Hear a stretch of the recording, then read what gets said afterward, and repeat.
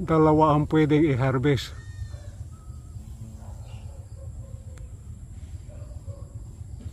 So sungkitin natin.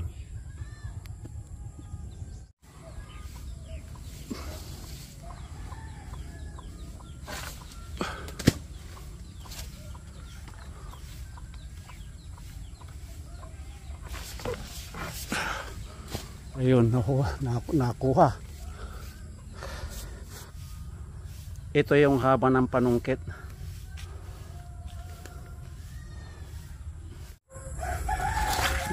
May isa pa rito nasa bakod, kukunin na rin natin.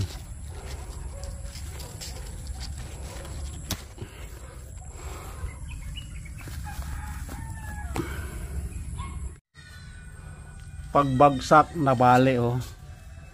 Kasi ang taas, ito pa oh, may lamat oh. So bali 3 ang naani natin na patula. Ang patula, ito yung pinitas kahapon at ito ang bagong pitas ngayon.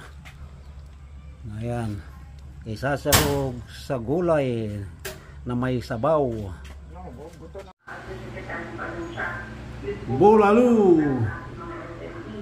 bulalo, another bulalo.